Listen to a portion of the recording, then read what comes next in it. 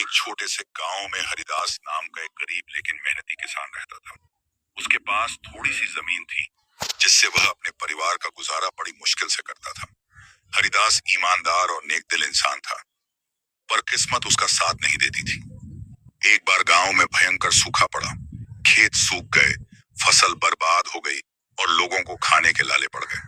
हरिदास ने भगवान से प्रार्थना की, हे प्रभु, मुझे कोई रास्ता दिखाओ जिससे मैं अपने परिवार को बचा सकूं। एक रात हरिदास को सपना आया। सपने में एक बूढ़ा साधु उससे कहता है, पूर्व दिशा में 7 कोस दूर एक मायावी जंगल है। वहां एक रहस्यमयी गुफा है जिसमें समृद्धि का रहस्य छिपा है। लेकिन याद रखो, लालच मत करना। सुबह होते ही हरिदास ने अपने पुराने बैल और हल को साथ लिया और निकल पड़ा मायावी जंगल की ओर। रास्ता कठिन था, कहीं कांटे, कहीं दलदल और कहीं जंगली जानवर, पर हरिदास का हौसला मजबूत था। आखिरकार वह मायावी जंगल में पहुंचा। वहां का वातावरण अलग ही था। पेड़ फुसफुसाते थे, हवाएं अजीब सी बातें करती और हर कदम पर कुछ अनहोनी का आभास होता था। चलते चलते उसे वह गुफा मिल गई जो साधु ने बताई थी। गुफा के अंदर एक बड़ा पत्थर रखा था जिस पर लिखा था, सच्चे मन से मांगो और मिल जाएगा, पर जो लालच करेगा वह सब खो देगा।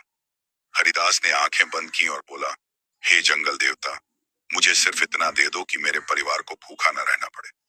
अचानक गुफा में प्रकाश फैल गया और उसके सामने एक छोटी सी थैली प्रकट हुई। थैली में कुछ बीज थे और एक चिट्ठी जिस पर लिखा था, ये जादुई बीज हैं, इन्हें अपने खेत में बोना। ये हर मौसम में फसल देंगे, लेकिन सिर्फ जरूरत भर लेना। जो लालच करेगा बीज नष्ट हो जाएंगे। हरिदास ने थैली को आदर से उठाया और गांव लौट आया। उसने बीज बोए और कुछ ही हफ्तों में हरिदास के खेतों में हरियाली छा गई। लोग चकित थे, पर हरिदास ने कभी घमंड नहीं किया। उसने जरूरतमंदों को भी अनाज देना शुरू किया। धीरे धीरे गांव फिर से बसने लगा। लोग हरिदास को सम्मान से देखने लगे।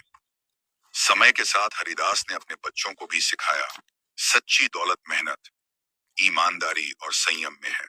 लालच से सब कुछ छिन जाता है। और इस तरह एक ईमानदार किसान ने मायावी जंगल के रहस्य को सही तरीके से समझा और अपने जीवन को एक मिसाल बना दिया।